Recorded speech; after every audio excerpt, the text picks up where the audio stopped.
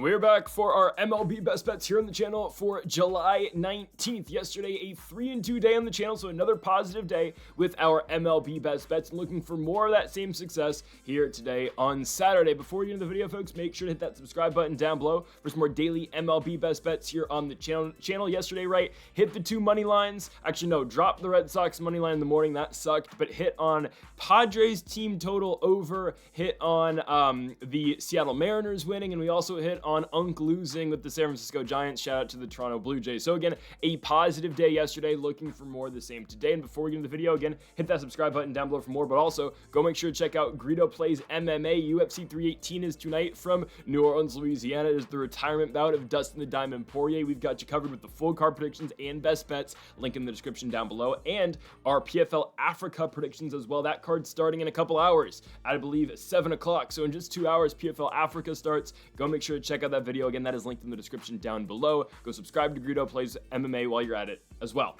Okay, on to the first of our 5 best bets today with the MLB. We're kicking things off back in Toronto. Yesterday we faded Unk, and now we're taking Unk's squad. Now, obviously, Unk's not pitching today, Justin Verlander. I'm going with the Giants to actually go on the road and beat the Toronto Blue Jays. There is one man that I feel confident with the Giants. That is Logan Webb. Webb is a premier pitcher in baseball. Now, his last start was really bad against the Los Angeles Dodgers. It was a game that the Giants actually ended up winning 8-7. We had Giants money line that game. But Webb went 5 1/3 innings, 6 hits, 6 runs. Was not ideal.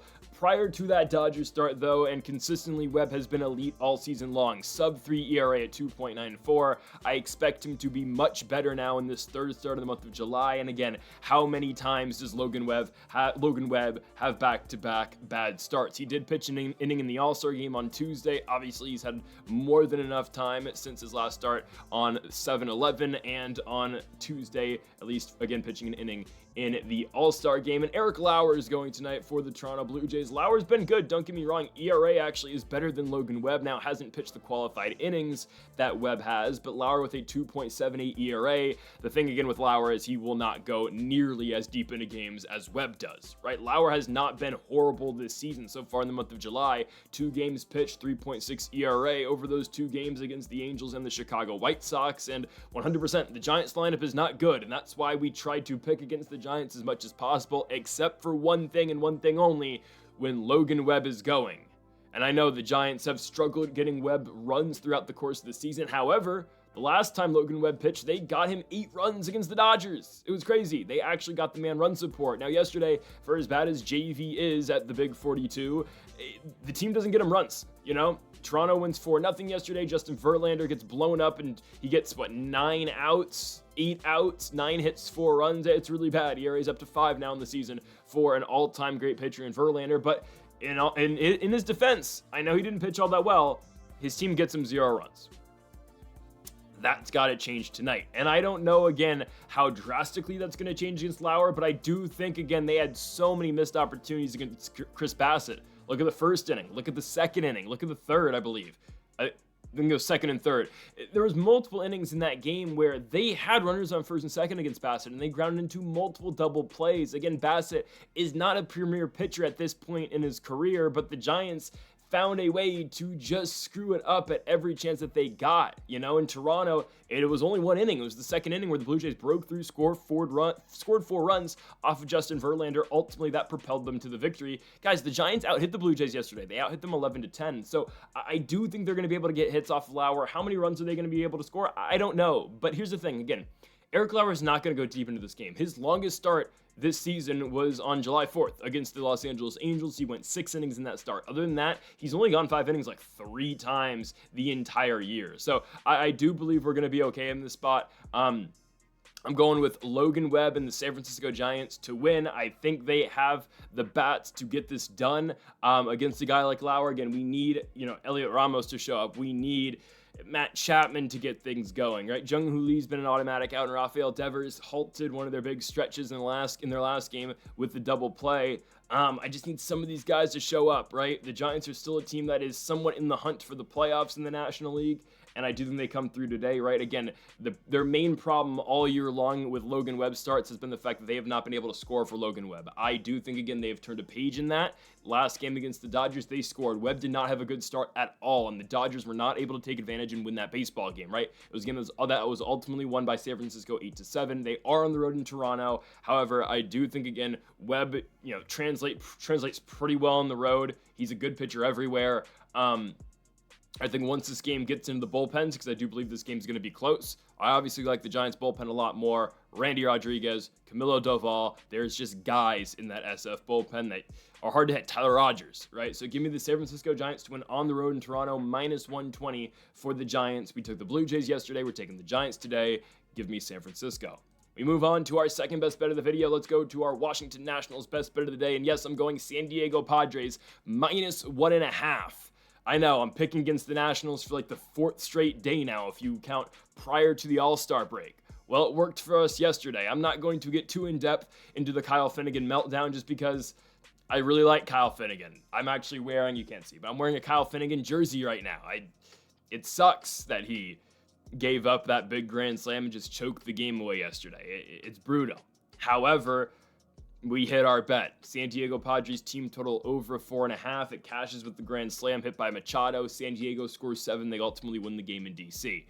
I think the bigger problem with yesterday was Dylan Cease, but I'll get to that in a second, right? I'll totally break down yesterday's game in a minute here. Today, I'm going San Diego -1.5. And I know what you're thinking. Well, you Darvish is pitching for the Padres. How can you rely on this? Well, the Nationals are sending out maybe the worst starting pitcher in baseball right now, and that's Mitchell Parker, right? Shinosuke Agaswada has been sent back down to AAA. I don't know why Brad Lord's starting again. He's a good starter. He's an even better reliever. At this point, like, what? I know Cade Cavalli's ERA is like 9. Like, what do you have to lose at this point?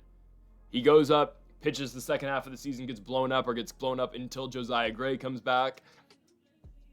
Then you can just say, okay, the Cade Cavalli experiment, you can just pin it on Mike Rizzo. He's gone now, right? Experiment failed. At least we gave Cavalli a shot. But I guess if you can't pitch a sub-7 ERA in AAA, I mean, what did we... Actually, no, Shinosuke Agaswara was in the same spot, so I don't know. Mitchell Parker's god-awful, okay? I want to believe in Mitchell Parker. I just can't. 5.12 ERA. He's just not good. We have detailed and well-detailed the problems and the struggles the San Diego Padres have had at the bottom of their lineup throughout the course of the season. Nobody's going to struggle against Mitchell Parker. I know his last start against the Padres was good. It was serviceable. You know, he goes 6 innings, 6 hits, 3 runs. Guys, Mitchell Parker's not doing that in back-to-back starts against the San Diego Padres. His ERA in the month of July is 9.28. He's just not good against the Brewers. 4 2/3 innings, 8 hits, 7 runs. Against the Red Sox, 6 innings, 10 hits, 9 runs. Oh, man. And only 4 of them were earned in that game. Well, that was because Mitchell Parker made an error himself in that game to make his runs unearned. I'm not moved. Not moved at all. Darvish is going for San Diego today, and Darvish hasn't been great just yet. The thing about this, though, is San Diego's pitching is so good. Their bats, I mean, again, what will ultimately hold the Padres back from winning anything this season is the bottom of their lineup, right? You can't have Xander Bogaerts being your 5th best hitter, at least 2025 Xander Bogaerts can't be your 5th best hitter if you're trying to contend or compete, right? And we'll see what they do at the deadline. But right now, as of now, no, San Diego's not a credible threat. However, where San Diego is going to win games and they're going to beat teams like the Washington Nationals is because of their pitching. Now, Darvish might not be the guy that's going to elevate them, but what's going to elevate them ultimately is their bullpen. They've got so many they have 3 All-Stars out their pen this year. Robert Suarez, Adrian Morjon, and Jason Adam. Now, C.J. Abrams went yard off of Adam yesterday. I'll get to that in a second. But their pitching is just so dominant. And the fact is, Darvish doesn't need to go that deep. He hasn't gone 5 innings yet this season. Sure, only 2 starts. If I had to put my money on it, though, he's going to go somewhat deep in this game. The Nats are horrible at the plate. You saw it yesterday. C.J. Abrams is the only guy to get things going. So I'm going to go with the Padres -1.5. I just don't think the Nationals score all that much. I don't think they're going to be able to hit Unkir and Darvish, and I think Mitchell Parker is just going to get blown up. Like, expect Tatis and Machado to both go yard in the first inning against this team. I'm so serious. The Padres are going to be up 3 runs after the end of the top half of the first inning. And maybe the Nationals respond some, but guys, James Wood's ice cold right now, and just nothing's going right for the Nats offensively. So that's why I'm going San Diego -1.5. I'm going to talk about yesterday's game real quickly. If you don't want to hear the recap, just skip like 2 minutes here. Dylan Cease owns the Washington Nationals, and maybe I should correct that. The San Diego Padres just own the Nationals. Guys, the Nats have won 1 game against the Padres since 2023, if I'm not mistaken. It is horrible. I don't know when the last time we've dominated San Diego. I mean, maybe the 2019 series at Petco where they hit the 4 straight home runs. I mean, that's the last time I can think we've had, continuous success against the Padres. I think they ended up losing that series back in 2019 too. I could be wrong there. But anyways, Dylan Cease, guys, against the Washington Nationals in his career, 21 1/3 innings, 5 hits, 0 runs, 28 strikeouts. And guys, this is not prime Dylan Cease this season. Cease has not been good. This has been one of his worst years in the bigs. He's got like a 4-point-something ERA this year, high 4s, and he dominates the Nats yesterday. 5 1/3 innings, 3 hits, 10 strikeouts? No one can hit the ball against this guy. I mean, it was a lifeless performance yesterday out of the Washington Nationals. I'm not going to sound the alarms just yet about James Wood, but he's ice cold. He was ice cold, in Milwaukee to end the first half of the season, and yesterday wasn't promising at all either. And don't get me started about all of the mishaps we had on the base paths. Why is Josh Bell trying to run on Fernando Tatis? Why is Josh Bell trying to steal second base in the 8th inning? The only guy who came through yesterday for us was CJ Abrams, hit a huge home run off of Jason Adam, only for the game to get spoiled by Josh Bell getting picked off and caught stealing with 2 outs with Nathaniel Lowe at the plate with runners in scoring position, and then also Kyle Finnegan. Oh man, I love Kyle Finnegan, but it's just, I don't know what to say, man. It's just brutal. But the Nats are literally the most incompetent team in baseball right now. 21 games under 500. How can you watch this team and say, oh, okay, well, let's just rebuild again for 5 more years? No, do something and actually try to compete for once. I'm sick of the absolute god-awful team I'm watching. It is the decade of disarray here in DC. Anyways, the Padres probably win today. No, they will win today, and the Padres will sweep the Washington Nationals because we have a baseball team that just sucks. Anyway, San Diego -1.5. Okay, our next, it's plus money, by the way. It's at plus 115, so don't mind it at all. Okay, next up, let's go to our second money line of the day. Yes, we're back with the player prop today. Yesterday, there was just nothing I liked, and also when I made the video last night, or, early in the morning, there weren't player props for some reason for most games, so I just didn't like it yesterday. We are back on the player prop grind today. That's the final best bet of the video. Okay, let's move on to our second money line. Let's go to Tampa, Florida. We have got the Tampa Bay Rays taking on the Baltimore Orioles. I don't know why the line's this close, so I'm going to take it. Going with the Rays. Baltimore's lost 3 in a row, right? Losing the last 2 games before the break for them against the Miami Marlins. We had Marlins money line on the final day before the All-Star break. Shout out to Kyle Stowers with the 3 home runs. Yesterday, an 11-1 victory for Tampa over Baltimore, the same exact score that the Marlins beat the Orioles last Sunday. I know Tampa did lose 4 in a row to enter the All-Star break against those red-hot Red Sox, but unfortunately, yesterday, the Red Sox go into Chicago and can't take down the Cubs, but that's neither here or there, right? That's neither here or there. A dominant victory yesterday off the Rays, and I just don't know why the odds are so close. Zach Lytle is going today for Tampa. Hopefully, future Washington Nationals pitcher Zach Lytle. Lytle's been good, 3.56 ERA. Again, will he go all that deep into games? It depends. But really, I mean, Lytle, it's rare that he gets blown up in any starts. You look at his last 2 against Baltimore, they've been serviceable. Now, his last start against the Orioles on June 28th was much better than the other start he had in June against the O's. But 7 innings, 3 hits, 1 run. You're going to take that out of Lytle, right? Gets his team in a position to win. The other game he pitched against Baltimore, not great. 6 innings, 7 hits, 3 runs. Actually, that's serviceable. It's not the best, but you'll take that, honestly, for a guy in Lytle who is a 3.56 type guy, ERA pitcher for your squad, right? Lytle's been much better as the season has progressed, had a really rough month of April, but he has bounced back in a big way, and his baseball savant page isn't the best. I don't care, all right? Lytle does enough for Tampa. Dean Kremer going today for the Baltimore Orioles. The Stockton 209 native in Kremer has been much better recently, but the thing with Kremer is he kind of goes, he's hot and cold in terms of his starts, right? Some nights he looks great, and then some nights he gets blown up. So I think he's due for a bad start because I look at what Kremer has done, right?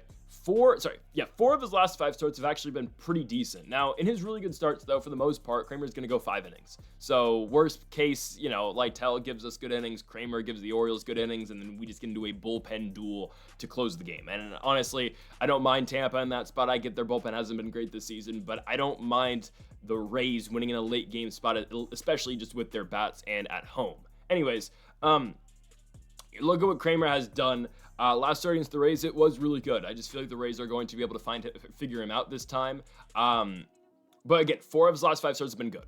The bad start was 2 starts ago against the Atlanta Braves, 4 1/3 innings, 8 hits, 5 runs. He's just due for another bad start. Because this is the thing with Lytle, right? For Kramer. He's going to put together 3 consecutive really good starts, and then he's going to have 1 really bad one, and then he'll be good again, and then, he's going to get blown up again due to spike the ERA. I do think this is the type of game where we do see an ERA spike. And I got to look at yesterday's game as well, an 11-1 victory for Tampa over Baltimore. I mean, that's a big deal. The Rays, when they have those type of nights, everyone is sitting at the plate. And sure, that dinosaur Charlie Morton was pitching yesterday for Baltimore, but ultimately, I don't care. Taj Bradley pitched really well for Tampa, and the Rays were just able to put together runs. Junior Caminado hits the home run in the first inning, so obviously the derby did not affect him at all. In Tampa, again, if their entire team gets going, they're good. Shout out to All-Star Game home run derby participant Jonathan Aranda. I know he went 0 for 5 yesterday, but I mean, hey, that's a guy who, Aaron Boone thinks he's got power, I guess, right? But no, Tampa's all around just a very good squad. When you look at the pitching matchup today, I'm not really scared of Dean Kramer at all, and we have well-detailed Baltimore struggles at the plate this season. Ryan O'Hearn's great, don't get me wrong, and if you saw the red carpet, I didn't know how great Ryan O'Hearn was until I saw the red carpet for the All-Star game. I inspire to be like that man someday. But I mean, the rest of the team, O'Hearn and Henderson have been good. Holiday's been good, guys. The other six guys in this lineup are just so mediocre. I guess Ramon Laureano can be that exception. But man, it is an ice cold team at the plate. And I do believe the Tampa Bay Rays are going to be more than well off in the spot. Give me Tampa Bay money line at home against the Baltimore Orioles. The Rays are minus 125. I'm taking them to win again here at home.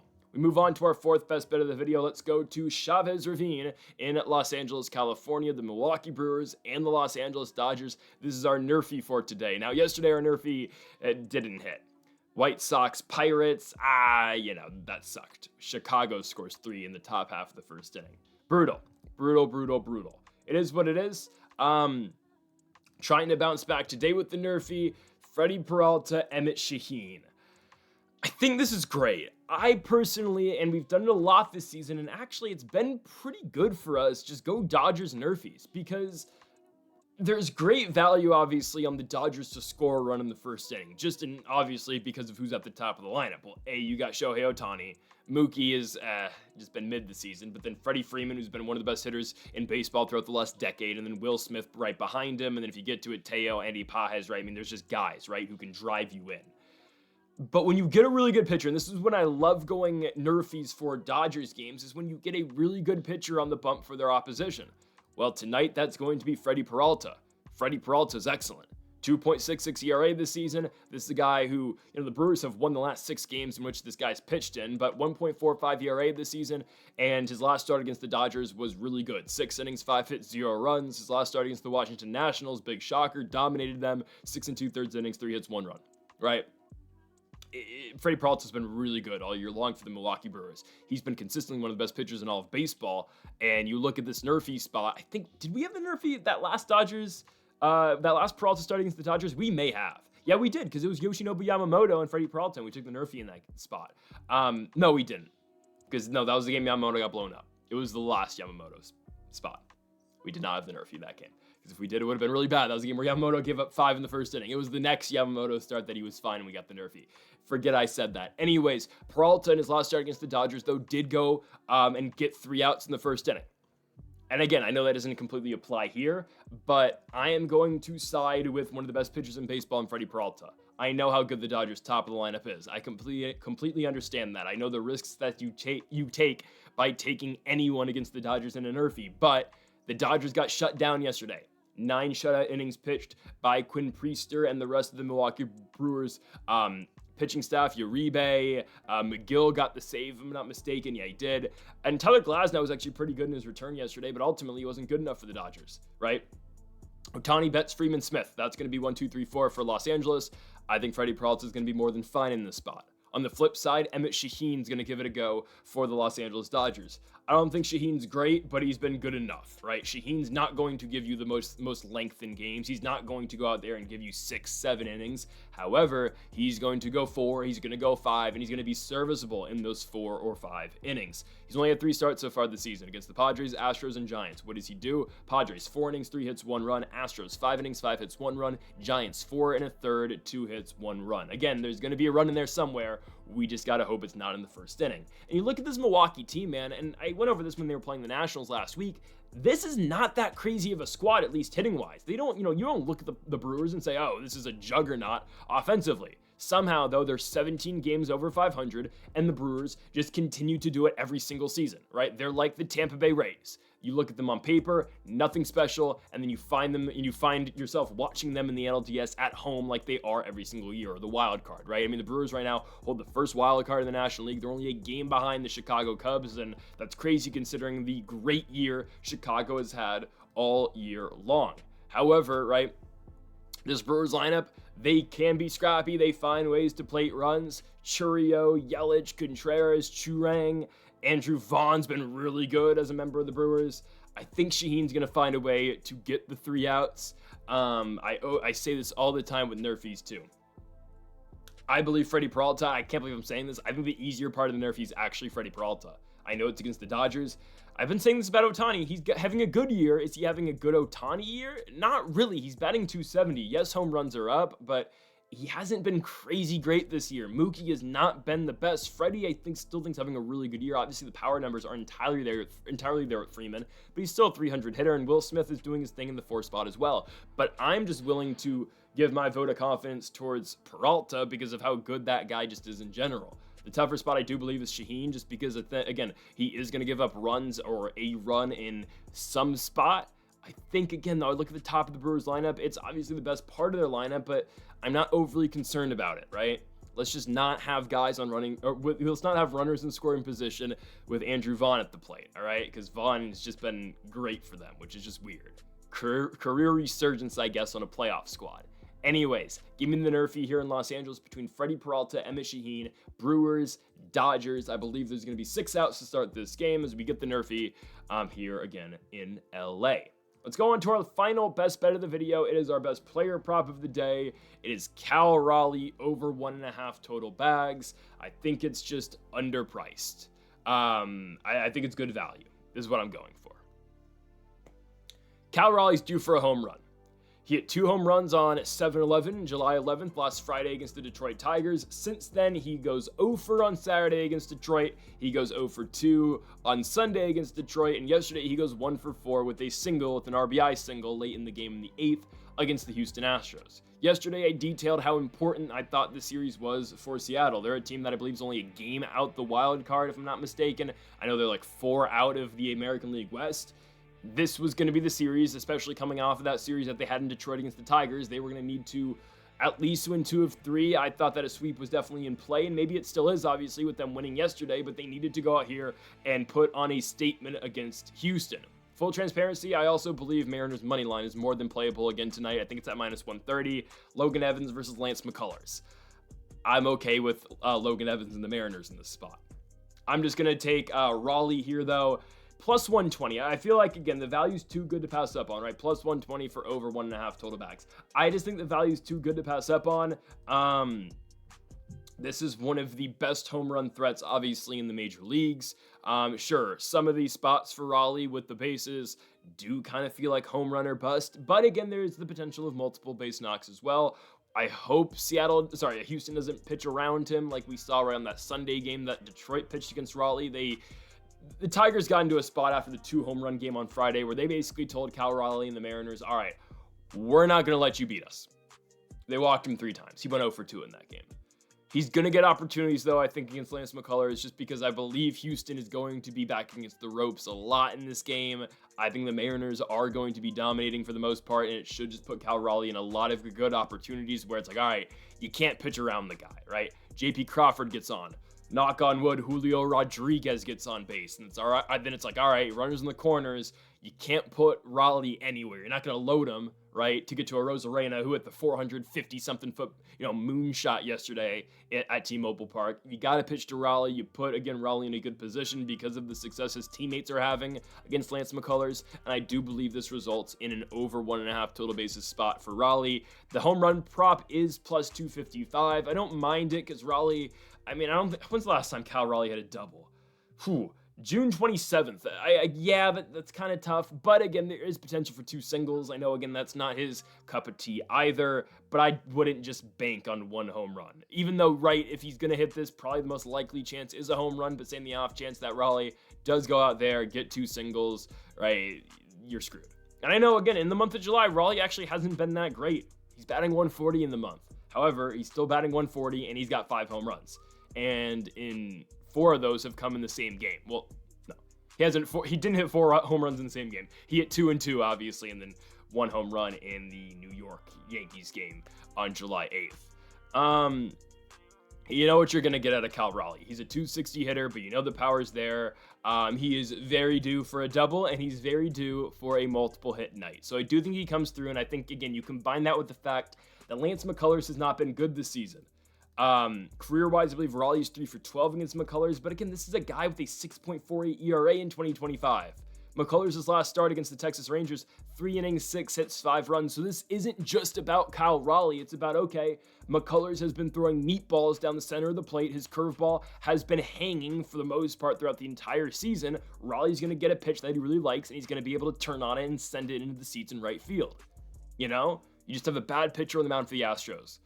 I don't think that Brandon Walter's elite, but I do think, again, he's better than McCullers is. So I do think McCullers gets blown up. It's been very rare this year that McCullers hasn't been blown up in a start. I mean, his only really good start this season was on June the 3rd in Pittsburgh against the Pirates. But if you watch the Paul Skeens starts like we do all the time, you know the Pirates bats are literally nothing special. So I'm gonna take that McCullers start against Pittsburgh with the slightest grain of salt.